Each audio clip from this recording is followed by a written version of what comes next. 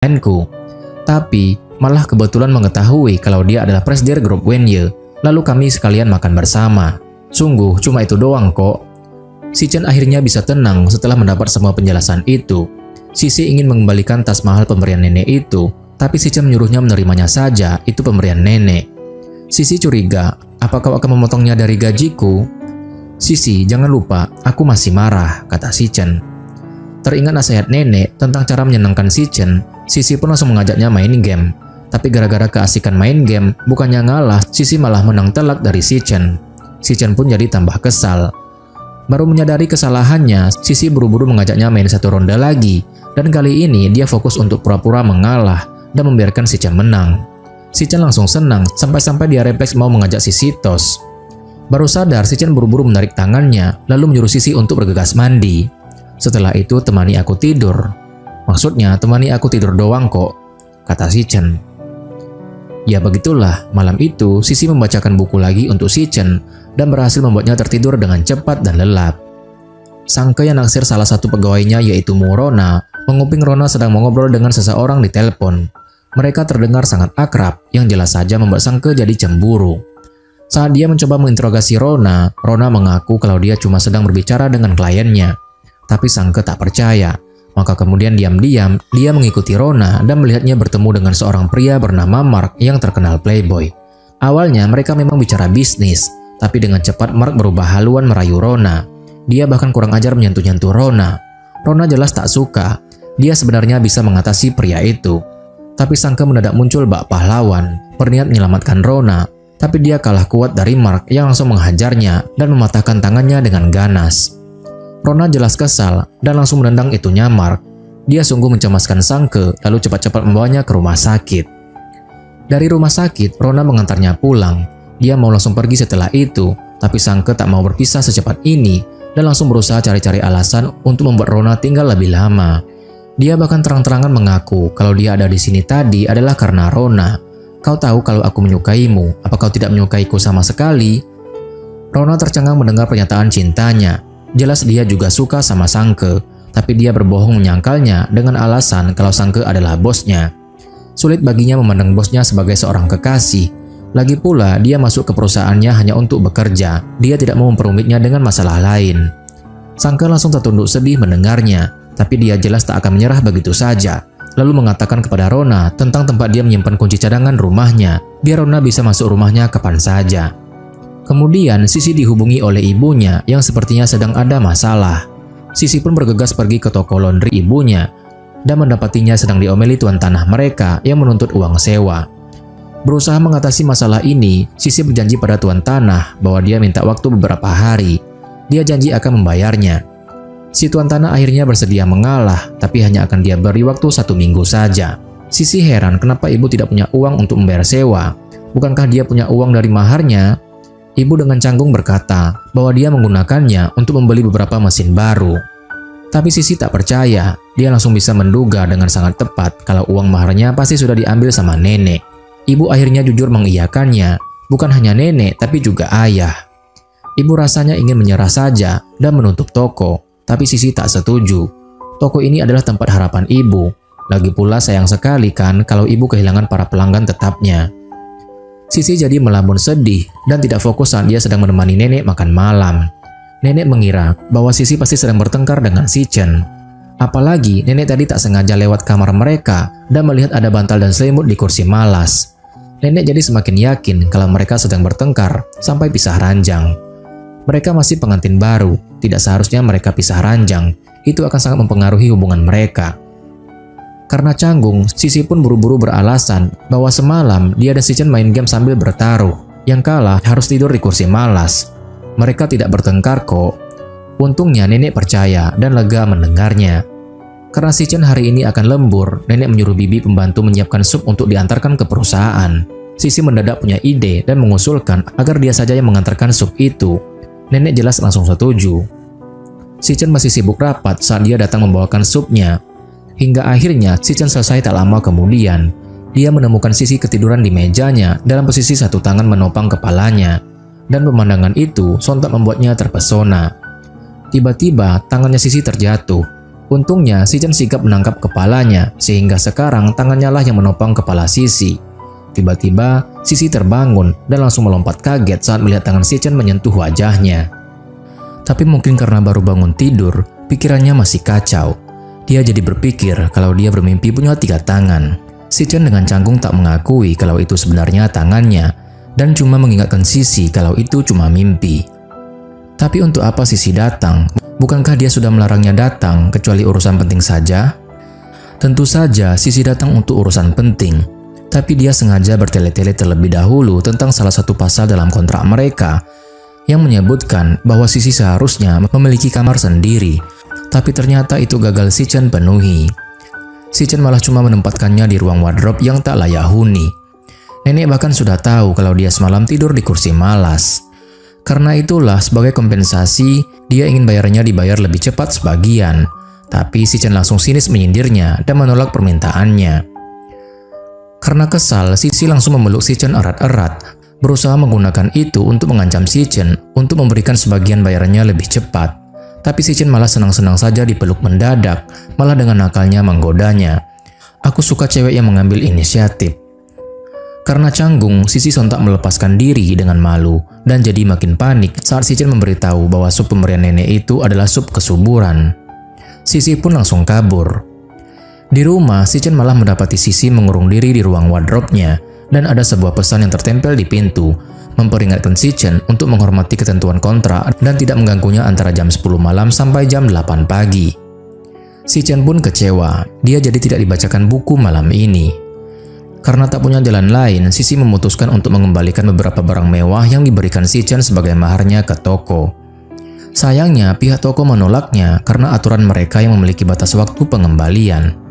Tepat saat itu juga, si Wei tiba-tiba muncul juga di toko itu. Takut ketahuan, Sisi pun berakting seolah dia mau mengembalikan semua baju mahal itu karena ukurannya tidak pas. Tapi si Wei malah sengaja mengajaknya keliling untuk memilih baju. Jadilah kedua orang itu berusaha untuk kebolehan tentang pengetahuan mereka terhadap fashion.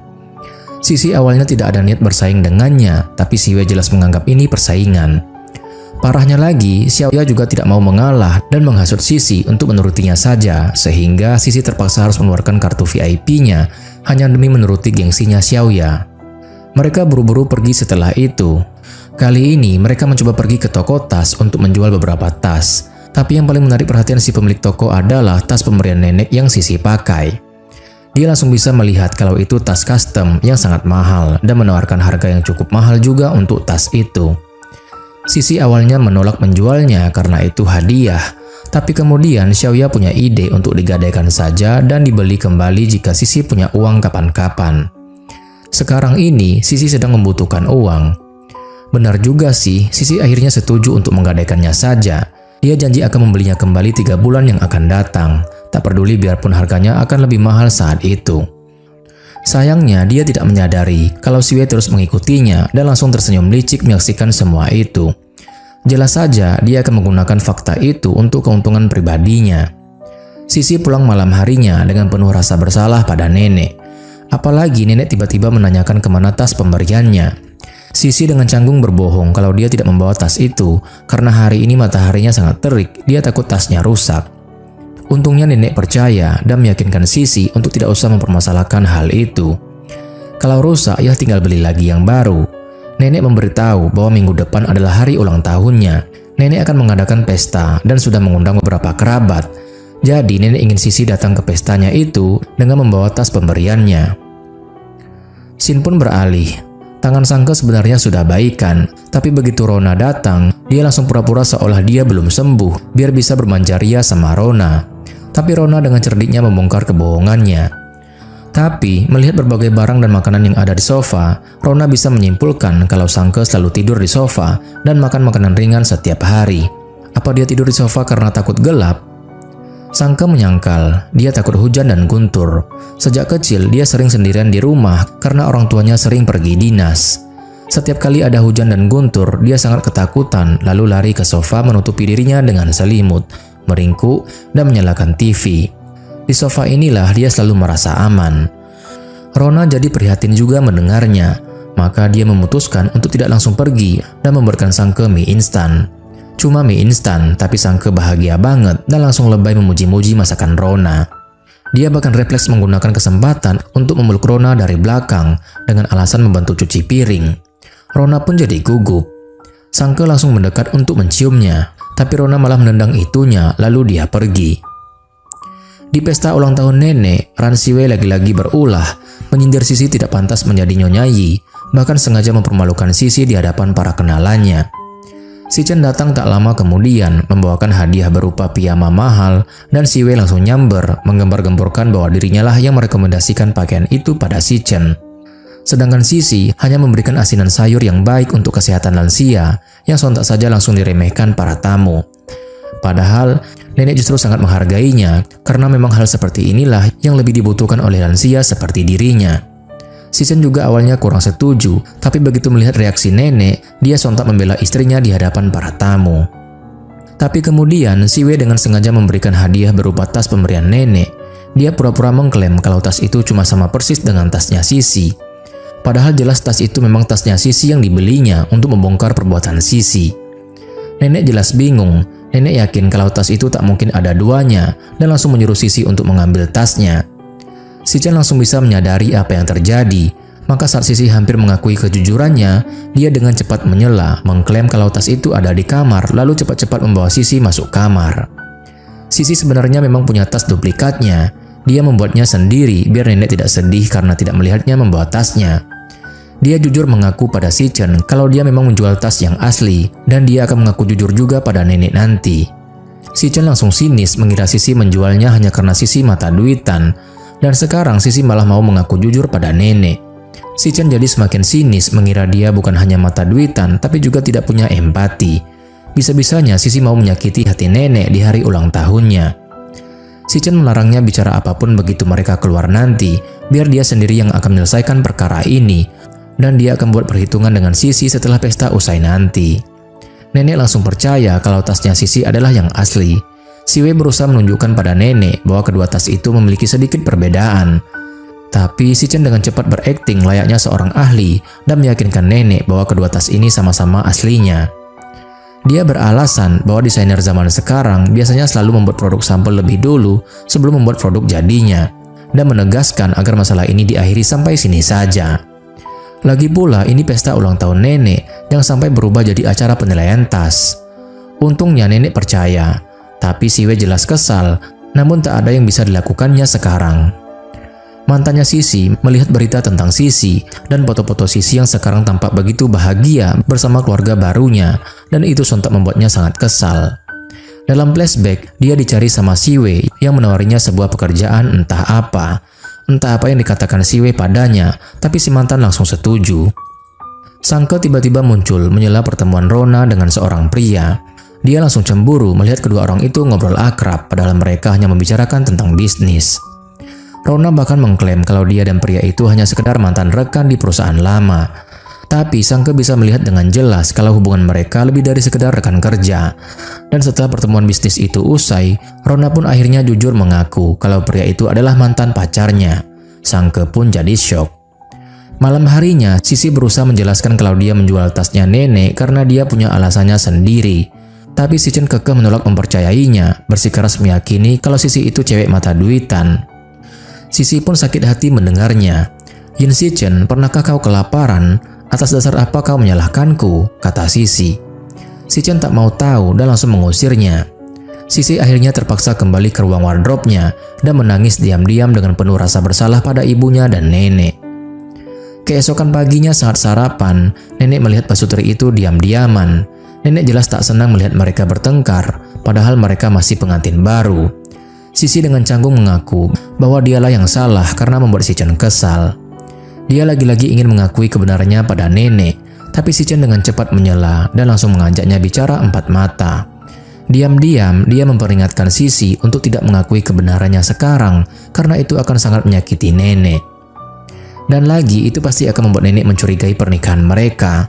Jika Sisi merasa bersalah, lebih baik dia menghabiskan lebih banyak waktu untuk menemani nenek saja. Semua masalah ini membuat Sisi jadi tidak fokus saat di pelajaran seni rupanya bersama Zixin.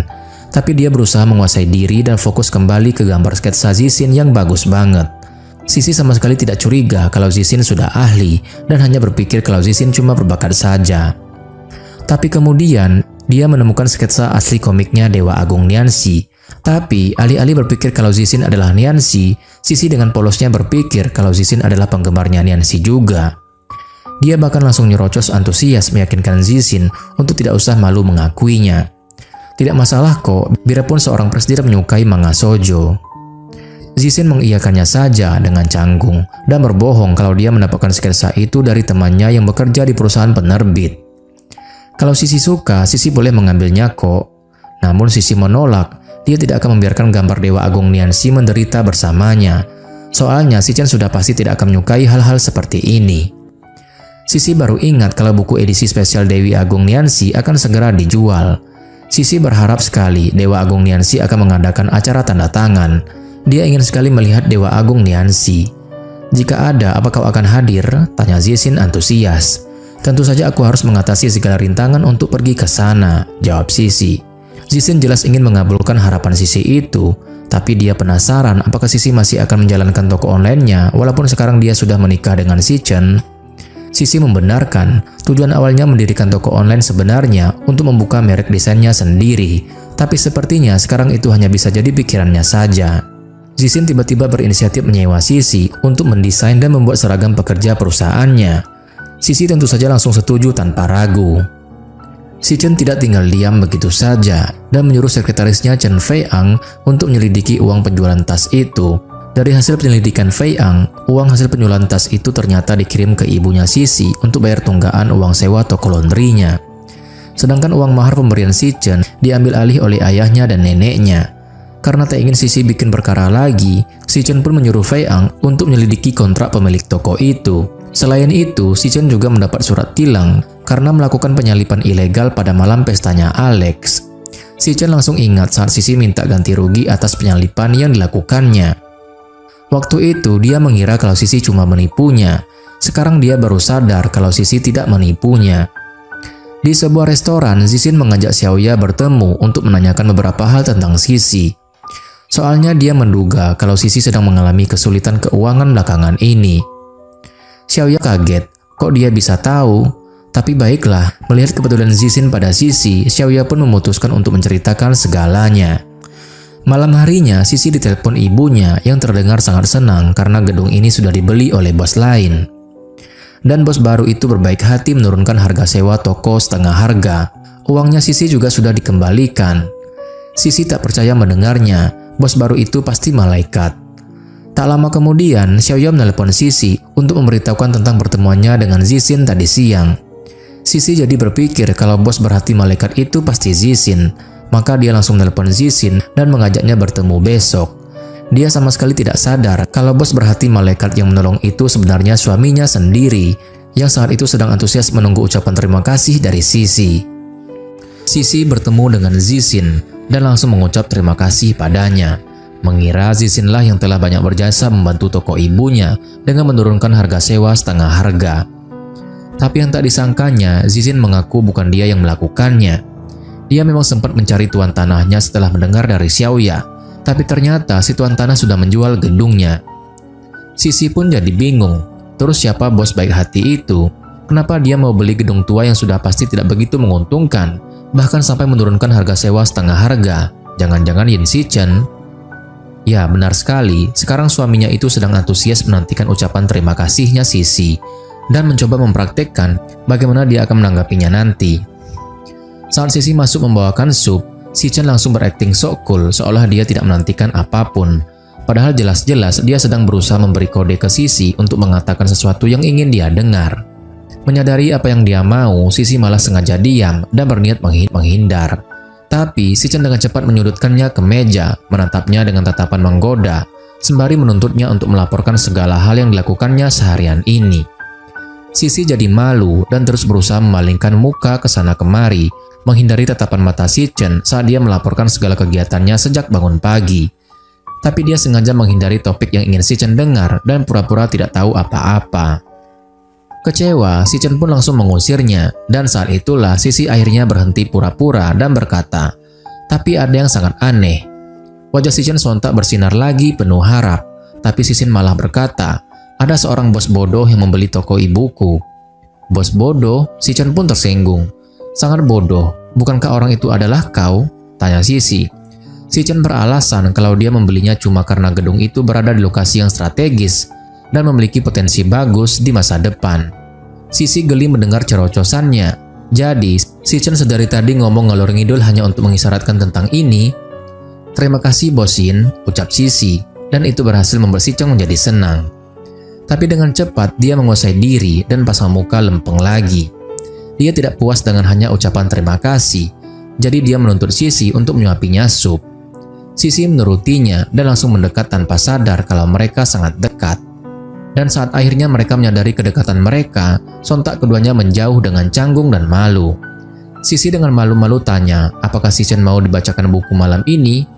Boleh, tapi dia masih ada kerjaan, nanti dia mendatangi Sisi kalau sudah selesai. Sisi pun pamit balik ke kamarnya. Merasa aman, Shichen mendadak membentangkan kedua tangannya tinggi-tinggi dengan penuh kemenangan, karena akhirnya dia mendapatkan apa yang dia mau. Tapi ternyata Sisi masih belum pergi.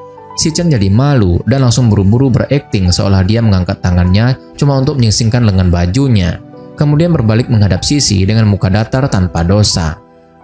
Sisi mengaku bahwa dia ingin membelikan game VR untuk nenek dari uang hasil penjualan tas yang dikembalikan padanya, biar nenek senang.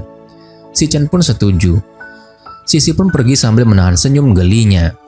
Hingga akhirnya Shichen balik ke kamar. Namun Sisi sudah ketiduran di kursi malas sambil pegang buku. Shichen begitu terpesona menatap wajah damai istrinya yang cantik dalam tidurnya, sambil bertanya-tanya kepribadian Sisi yang sebenarnya itu yang mana, baik atau tamak atau naif. Shichen pun mendekatkan wajahnya untuk menatap Sisi lebih dekat, tapi saat Sisi mendadak bangun dan langsung kaget melihat muka Shichen dan refleks melemparkan buku tebalnya ke muka Shichen. Dahi Shichen jadi benjol gara-gara itu, dan Sisi sekarang harus tanggung jawab mengompres dahinya. Merasa bersalah, Sisi pun menawarkan untuk membacakan buku selama sebulan sebagai kompensasi. Tapi Shichen seperti anak kecil manja, mengeluh tidak puas kalau cuma 1 bulan dan menuntut 2 bulan. Baiklah, Sisi terpaksa menyetujuinya. Shichen langsung tersenyum tipis, tapi dengan cepat dia pura-pura menampilkan muka cemberut lagi. Siapa suruh kau tidak tidur tengah malam, malah bertingkah seperti hantu di depanku, kata Sisi. Kau pikir aku apa? Kau pikir aku ingin melakukan sesuatu padamu? Jawab Shichen. Kau sendiri loh yang bilang begitu, bukan aku. Gu Sisi, dari mana asalnya kepercayaan dirimu yang besar itu? Tanya Shichen. Sisi langsung menamparkan kompresnya ke jidat Shichen dengan kesal dan memperingatkan Shichen untuk tidak menghinanya. Siapa yang menghinamu? Orang yang terluka itu adalah aku, jawab Shichen. Sisi mau menghindar dengan alasan mau ganti kompres, tapi Shichen langsung menariknya kembali, menuntutnya untuk tetap di sini dan lanjut mengompresnya. Dia benar-benar seperti anak kecil yang terus-menerus mengomel takut sakit. Keesokan harinya, Sisi menemui Zixin untuk menunjukkan gambar desain pakaian kerja pesanan Zixin. Dia membuatkan 3 desain sebagai pilihan, dan Zixin langsung memilih semuanya tanpa ragu. Dia beralasan kalau ketiga-tiganya sangat bagus, dia sulit memilihnya. Jadi, dia pilih saja semuanya. Dia bahkan menggunakan alasan proyek dari perusahaannya untuk menawarkan bantuan pemberian dana modal untuk toko online-nya Sisi. Sepertinya, itu proyek sengaja diadakan demi Sisi. Sisi sangat antusias dengan proyek itu, tapi dia menolak, tidak sekarang. Tapi dia janji akan memikirkan penawaran ini dengan baik-baik. Zixin agak kecewa, tapi baiklah. Di rumah, Sisi tiba-tiba dihubungi mantannya yang mengajaknya ketemuan sore nanti di sebuah restoran. Sisi menolak, tapi si mantan tak peduli dan memaksa untuk bertemu. Pokoknya Sisi harus datang. Dia bahkan langsung mematikan teleponnya sebelum Sisi sempat protes lagi. Inilah rencana Siwei menyuruh mantannya Sisi untuk merebut Sisi kembali. Sore itu juga, dia sengaja mengajak Shichen ketemuan di restoran yang sama, cuma beda beberapa meja dari Sisi dan mantannya, dengan harapan agar Shichen menyaksikan bersatunya kembali kedua mantan itu. Tapi yang tak disangkanya, kejadian ini malah jadi bumerang bagi dirinya sendiri. Shichen awalnya kesal dan cemburu saat si mantan berusaha merayu Sisi untuk balikan sama dia, sambil mengucap segala macam gombalan klise. Dia bahkan hampir mau mendatangi mereka. Tapi bahkan sebelum dia sempat berbuat apapun, Sisi tiba-tiba dengan geram mengatai si mantan tidak tahu malu. Si mantan tak percaya kalau Sisi sudah tidak punya perasaan padanya. Buktinya Sisi sekarang kurusan. Benar, aku memang kurusan, dan aku menjadi kurusan karena Yin Shichen, karena dia sangat hebat. Aku bersama seseorang yang seperti ini, aku merasa punya tekanan, tahu nggak? Ujar Sisi, sebelum kemudian dia mulai memuji-muji suaminya itu setinggi-tinggi langit ketujuh. Suaminya itu wajahnya sangat tampan rupawan bagai ukiran patung. Bodinya begitu aduhai sampai bisa bikin para model insecure. Tahu julukannya apa? Kekasih impian para gadis. Semua itu berhasil menyenangkan Shichen, malah semua pujian itu membuatnya jadi semakin sombong. Si Wei sangat kesal, apalagi Sisi masih belum selesai bicara dan terus mengutarakan segala macam kelebihan Shichen. Presidir Waimol, ahli waris grup Yin, semua itu cuma konfigurasi dasar Shichen. Namun dibalik semua itu, Shichen tetap berusaha keras dalam segala hal. Setiap hari Shichen rajin membaca, berolahraga, dan dia menguasai berbagai macam bahasa asing. Si mantan pun sinis, biarpun Shichen sehebat itu, tapi apa Shichen punya waktu untuk menemaninya? Apa Yin Shichen bisa memberinya kebahagiaan? Sisi sontak terkikik pura-pura tersipu malu. Asal tahu saja ya, drama-drama idola yang penuh keromantisan itu tidak ada apa-apanya dibandingkan Shichen. Di pagi hari, Shichen selalu membangunkannya dengan ciuman mesra, lalu Shichen akan menggendongnya ke ruang makan, lalu Shichen akan menyuapinya kue buatannya sendiri. Kemudian sebelum berangkat kerja, Shichen akan menghujaninya dengan kecupan sampai Pak Supir harus menegur mereka. Barulah Shichen akan mau berpisah dengannya dengan enggan. Dan lagi mereka setiap malam selalu tidur berpelukan. Shichen jadi makin berbunga-bunga. Si Wei yang tidak tahan mendengar semua itu dan langsung pamit ke toilet. Puas mendengar segala macam pujian halu sang istri, Shichen langsung selfie dengan pertemuan kedua mantan itu di latar belakangnya. Mengakhiri segala pujian halunya, Sisi memperingatkan si mantan untuk berhenti mencarinya mulai sekarang, kemudian dia pergi. Tapi tidak masalah, si mantan sebenarnya menyewa orang untuk diam-diam memotret pertemuan tadi. Tapi si mantan juga tidak sadar kalau Shichen tadi selfie. Dan itu bisa dijadikan bukti bantahan. Dan lagi, si mantan juga tidak sadar kalau Sisi sebenarnya tidak sebodoh yang dia pikir. Sejak awal, Sisi sudah mencurigai niatan si mantan. Waktu mereka bicara tadi, dia memperhatikan si mantan diam-diam memberi kode pada seseorang. Ditambah lagi, restoran tadi penuh jendela yang bisa dilihat siapapun dari luar. Jelas saja kalau si mantan itu akan memalsukan bukti untuk memerasnya. Karena kecurigaannya itulah, Sisi diam-diam menggunakan recorder yang biasanya dia pakai untuk merekam pembacaan buku, untuk merekam percakapan mereka tadi. Dan seperti yang sudah dia duga, si mantan langsung bereaksi mengancamnya saat itu juga dengan mengirimkan foto mereka yang tampak berpegangan tangan dan memaksa Sisi untuk ketemuan lagi dengannya. Malam harinya, Shichen mendesaknya untuk segera pulang dengan alasan ada urusan mendesak. Tapi begitu Sisi datang, ternyata urusan mendesak yang dimaksudnya itu cuma menyuruh Sisi bacain buku pengantar tidur untuknya. Sisi pun jadi kesal, tapi baiklah, dia terpaksa menurutinya. Tapi Shichen tiba-tiba ganti haluan dan terus terang mengonfrontasi Sisi tentang pertemuannya dengan mantannya. Tapi dia sengaja berbohong, seolah dia tidak mendengar percakapan mereka. Ingat baik-baik, sekarang Sisi adalah Nyonya Yin.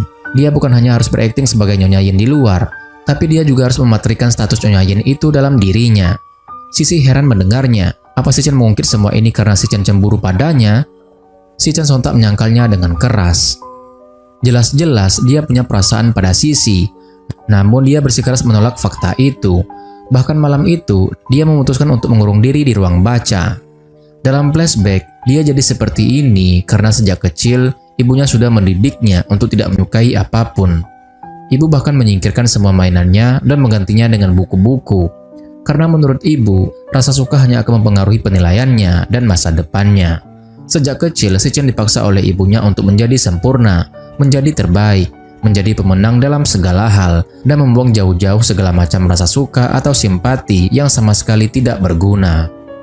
Berniat mewujudkan keinginan Sisi untuk bertemu Nianxi, Zixin pun memutuskan untuk melakukan acara penandatanganan komiknya yang biasanya tak pernah dilakukannya, tapi dia akan melakukannya dengan memakai topeng. Di kantor, Shichen tidak bisa fokus dengan pekerjaannya saking cemasnya memikirkan masalah Sisi dan mantannya. Fei Ang sudah menyelidiki mantannya Sisi itu dan mendapati kalau dia sedang mengalami kesulitan keuangan sekarang. Dia punya banyak hutang. Shichen jadi cemas, takut Sisi cukup bodoh untuk kena tipuan pria itu. Fei Ang yakin kalau Sisi tak sebodoh itu.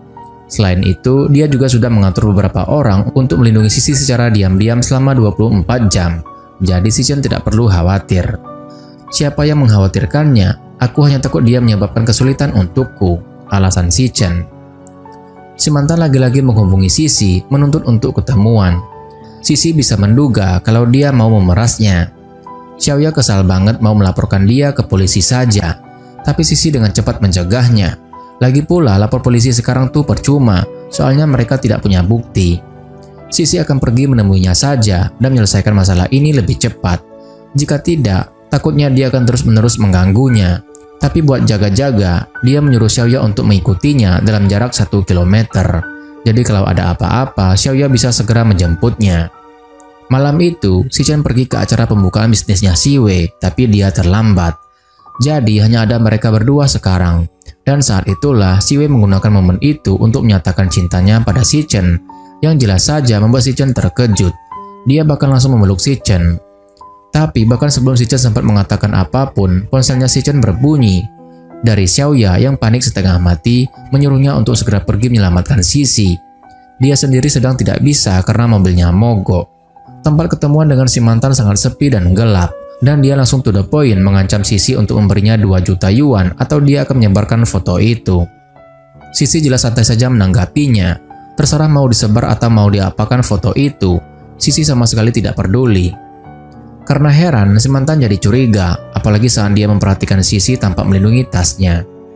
Dia langsung kasar merebut tasnya dan menemukan ada recorder di dalamnya. Sisi jadi ketakutan dan langsung berusaha lari darinya, tapi malah tersandung dan terjatuh. Si mantan dengan kejamnya mengambil batu bata dan mengayunkannya ke Sisi. Namun tepat saat itu, Si Chen tiba-tiba muncul mencengkeramnya. "Ini harga untuk menyentuh wanitaku," geram Si Chen lalu menonjoknya.